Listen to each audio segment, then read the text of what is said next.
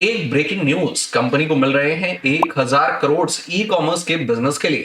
Company करेगी बड़े रूप में ई कॉमर्स में एंटर। जी हाँ दोस्तों, क्षितिज पॉलीलाइन लिमिटेड की बात कर रहे हैं हम।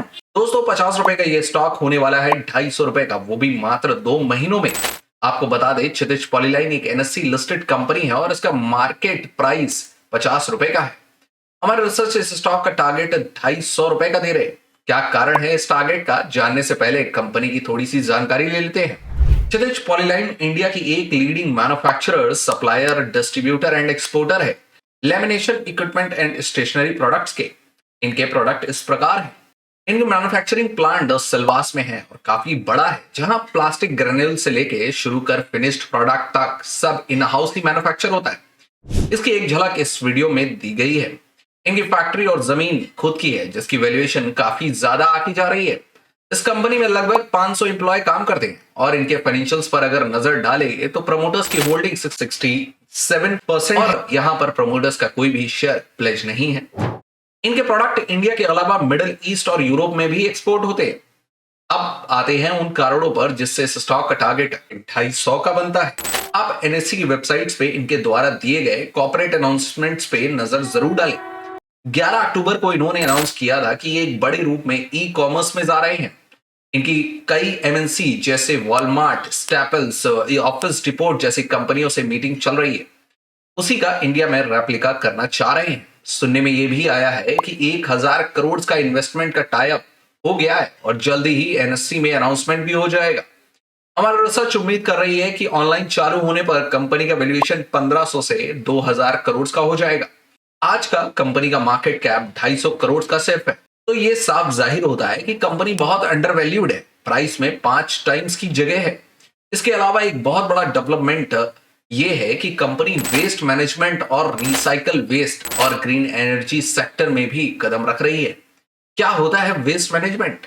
वेस्ट मैनेजमेंट यानी कि वेस्ट को कलेक्ट करना, उसको ट्रीट करना और प्रॉपर डिस्पोज करना।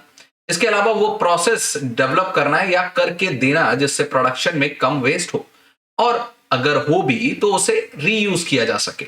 इंडियन इकोनॉमी जिस रफ्तार से बढ़ रही है उसमें वेस्ट मैनेजमेंट करना बहुत जरूरी हो गया है। नहीं तो रिसोर्सेज वेस्ट होंगे, प्राइस बढ़ेंगे और पॉल्यूशन भी बढ़ेगा। देखिए, हमारे देश में एनवायरनमेंट की समस्याएं इसलिए आई कि जिसको जिस ठिकाना कारखाना लगा दिया, they were not conscious about it. E waste के सॉल्यूशन खोजने चाहिए। सरकार के साथ मिलकर के कोई प्रोजेक्ट बनाया जा सकता है। जो कंपनियां वेस्ट मैनेजमेंट पे काम करती हैं उन्हें भारत गवर्नमेंट की तरफ से काफी फायदे मिलते हैं। इंडियन गवर्नमेंट, जैसे कि आप देख ही रहे हैं, कि काफी एग्रेसिव है इस सेक्टर को डेवलप करने में।